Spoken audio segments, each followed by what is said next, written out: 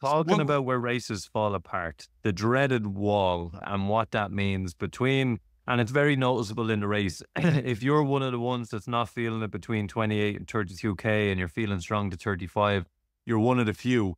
You're one of the few that are still in good shape, and you should feel that that will give you the burst to continue, the confidence to hold on and keep the plan is working, you're fueled.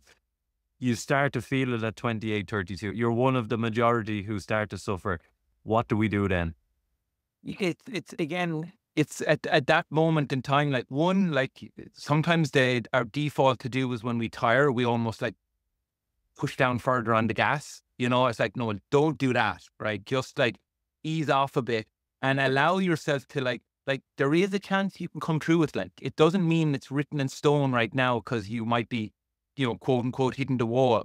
Like at the end of the day, like that is a saying like in marathons, but at the end of the day, it's not as if like this wall is in the same place for everyone or is for you at the same time. It's at the end of the day, it's a marathon. Like there's the fatigue at the end of it, no matter what way you skin it. Like that's bottom line. Like, it's going to get heavy, and just expect that, and more so it's in those moments, the only thing you can do is freak yourself out in panic and start thinking negatively, so in those moments, I would be just like, ask yourself to calm down. This is expected. Just if I just pull back here, maybe you're also hitting it on a part that is a little bit of a short, steep hill. Just relax. That's all you can do. And just, and also I will say to people too, like, I know people don't like hearing it too, but like sometimes like it's okay to stop. Like sometimes it is okay to stop, like, and take a breather, like, and have a stretch out, or like, because genuinely, like, when you see what can happen to people when they start fading towards the back end of a marathon, like, maybe some people that I'm coaching that are so new to running, like as in they've never even ran the distance before, they're actually scared of the distance, and they've been brought to a walk more in marathons before.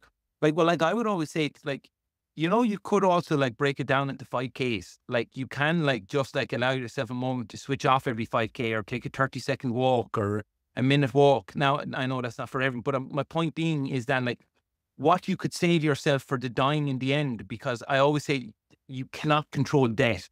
So you can hit such a wall at times that you actually like then get to a point where like, oh my God, like I can't even run these last 3 miles. Like, so what you might save earlier on by backing off might allow you to actually not lose as much at the end. So just ask yourself where you fall into that category, and also like everyone else has their own goals. Like you got to have your own goal and your own strategy and know who you are. And, there'll be plenty of people going off up to Dublin in groups of friends with clubs and everything, but you're still your own person on the day running it. So run your race to you, and, like there'll be plenty of stories of people coming home happy, sad, whatever, but like, just like do your best, adjust and main thing is just don't panic. And we get into that last 5K, when we come past UCD, we come up over the bridge. It's kind of like the last little climb, I want to call it, when you're climbing up that slip road and then you lead down into the back streets. We take a left then, we're coming down past the RDS. We start to see the barriers left and right for crowd control. It's a sign we're getting close.